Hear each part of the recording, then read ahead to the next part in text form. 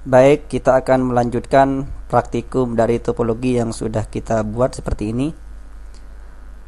Kemudian kita jalankan Winbox yang sudah kita siapkan. Bagi yang belum memiliki Winbox, bisa download di situsnya mikrotik.com. Kemudian di sini ada Winbox, tinggal kita pilih sesuai dengan OS yang kita gunakan. Oke, kita jalankan sesuai dengan topologi yang sudah kita desain. Sekarang kita jalankan Winbox yang sudah siap seperti ini. Kemudian kita pastikan di sini MAC address dari Mikrotik tampil. Jika tidak tampil, dipastikan di sini sudah terpasang dengan benar seperti ini. Jika kabel belum terpasang, maka dia tidak akan tampil di sini ya. Kemudian kita cek terlebih dahulu ini kabel sudah terpasang pada header 3 ini. Kemudian kita perhatikan di sini, ternyata di sini masih belum tampil MAC address dari Mikrotiknya. Maka kita lihat di sini jika ada NIC virtual yang merupakan bawaan dari Oracle VirtualBox seperti ini. Nah, di sini kita lihat ini terkadang membuat MAC address tidak tampil di Winbox. Jadi ini kita disable terlebih dahulu. Oke, sudah kita disable. Sekarang kita cek di sini. Kita refresh. Nah, ini sudah mulai tampil ya. Jadi tadi MAC address ini tidak tampil disebabkan gara-gara VirtualBox host only network ini aktif. Jadi sekarang kita disable terlebih dahulu. Oke, sekarang sudah tampil seperti ini. Kita klik MAC address-nya. Jadi terlebih dahulu kita menggunakan MAC address ya jika kita ingin melakukan konfigurasi. Kalau menggunakan IP, maka syaratnya komputer ini harus bisa melakukan ping atau terkoneksi ke Mikrotiknya. Sedangkan komputer ini belum kita konfigurasi. Jadi alangkah lebih baiknya kita menggunakan MAC address terlebih dahulu. Karena kalau kita menggunakan MAC address, kita nggak perlu setting IP pada Windows ini. Baik, kita langsung connect. Ya, tampilannya seperti ini. Ini tampilannya.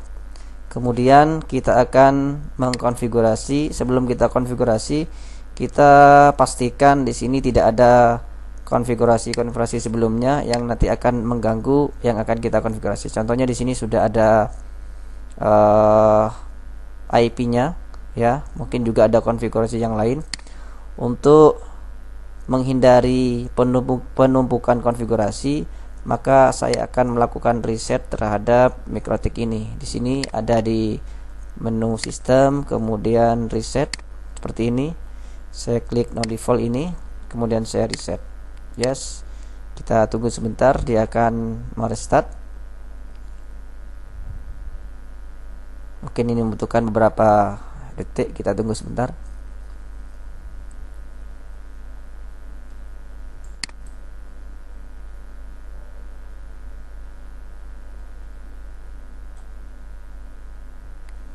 Oke, dia putus. Kemudian kita reconnect. Nah, kalau muncul pesan seperti ini, berarti Mikrotiknya ini belum ready. Jadi dia masih restart. Kemudian dia akan hidup kembali. Kita tunggu sampai dia tampil MAC address beserta IP-nya di sini.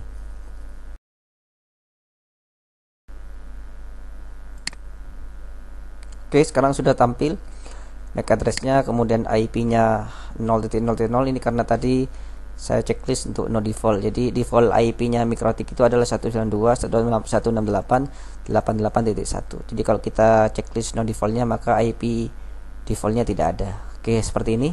Sekarang kita klik MAC address-nya, kemudian login admin, password-nya tidak ada atau blank. Ini secara default. Oke, sekarang kita klik connect. Sudah tampil seperti ini. Ya. Oke, kemudian kita akan melakukan konfigurasi sesuai dengan topologi yang kita rencanakan seperti ini. Jadi router kita ETH1. ETH1 ini terkoneksi ke modem, IP-nya modem 192.168.1.1. Sehingga pada router ini bisa kita setting 1.2 atau 1.3 dan seterusnya.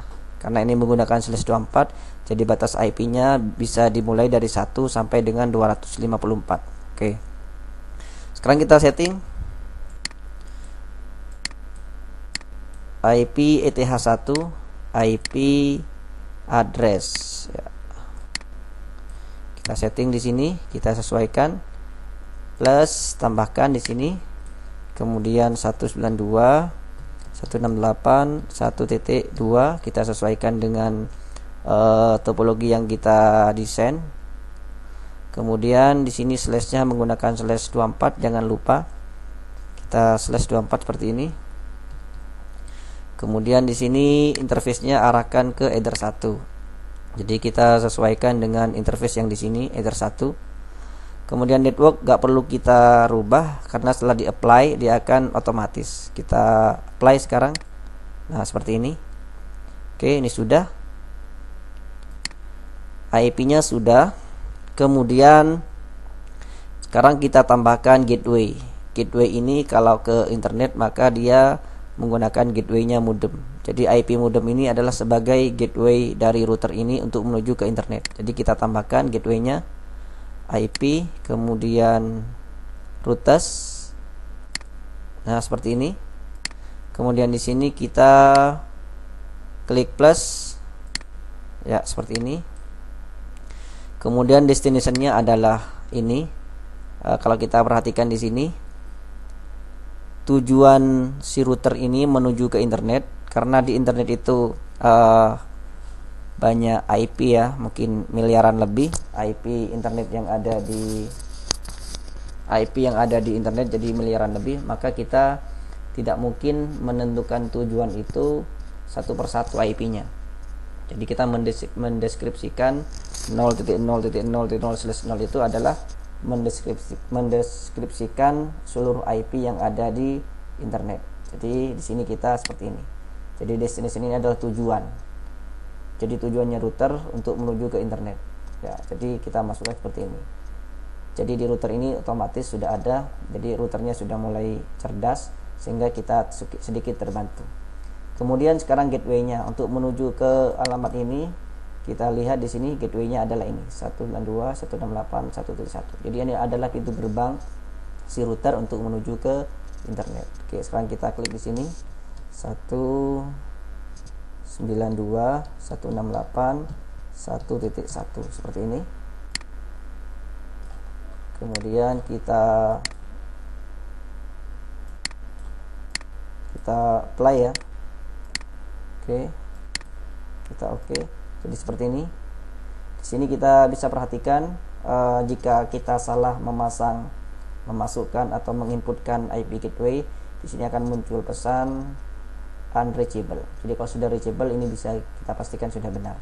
Kemudian di sini muncul AS active static. Langkah yang berikutnya adalah menambahkan DNS. Jadi sudah dua langkah yang kita lakukan. Yang pertama menambahkan IP, kemudian yang kedua menambahkan gateway.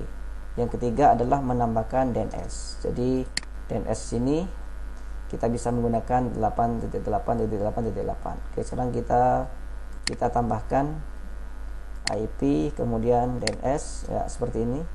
Kita tambahkan di sini 8.8.8.8 seperti ini. Kita oke, sudah IP kemudian gateway dan DNS sudah kita pasang pada router ini, sehingga dengan konfigurasi yang sudah kita lakukan maka si router ini seharusnya sudah terkoneksi ke internet. Oke, sekarang kita cek new terminal sini ya. Kita coba ping ke Google langsung. Ini seharusnya sudah bisa. Ya, seperti ini. Ya, itu sudah bisa. Oke.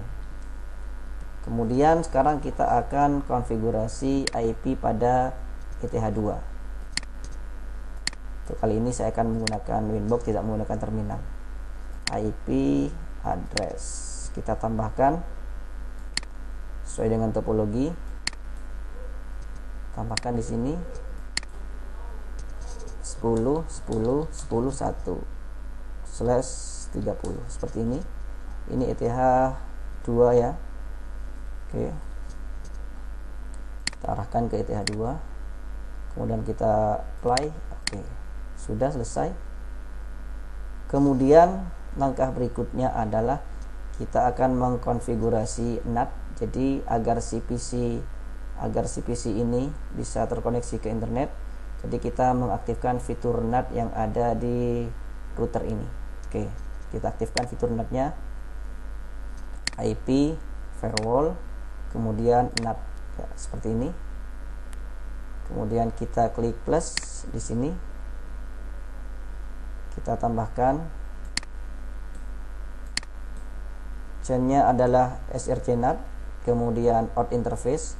Out interface ini adalah interface yang menuju keluar. Jadi lihat di sini. Dari router ini out interface yang menuju keluar atau yang menuju ke internet adalah header 1. Jadi di sini kita arahkan out interface-nya adalah header 1. Ya, seperti ini. Kemudian kita oke. Sorry, ada yang belum selesai. Chain-nya SRC NAT, out interface-nya header 1, kemudian action. Nah, action di sini kita menggunakan masking. Oke, kita klik. Kemudian kita oke. Untuk konfigurasi pada router ini sudah selesai. Sekarang kita tinggal konfigurasi pada si klien. Kita lihat di sini. Nah, ini yang harus kita konfigurasi pada kliennya. IP, subnet mask, gateway, dan DNS. Sekarang kita langsung konfigurasi. Ini klik kanan. Ini ya. Sync adapter. Oke, ini yang kita konfigurasi. Kemudian properties, IP versi 4, properties lagi. Oke, di sini sesuai dengan topologi. Topologinya kita lihat ya, 10 10 2 ya. Kita pasang di sini 10 10 10 2. Subnet masknya adalah 255 255 255 248. Oke, 10 10 10 1. DNS-nya adalah 888. Oke, seperti ini. Kita oke. Kita close. Oke, ini ya sudah mulai terkoneksi ke internet. Oke, sekarang kita coba ke CMD atau command prompt. Ya, kita ping ke Google. Ping google.com. Ya, sudah bisa. Browsing pun kita seharusnya sudah bisa ya. Kalau kita buka YouTube misalnya, atau kita buka googling ya sudah bisa ya. Oke, seperti itu. Oke, ini langkah-langkah mengkonfigurasi NAT menggunakan IP manual ya. Di ETH 1 kita manual, IP ETH 2 klien pun kita manual semua.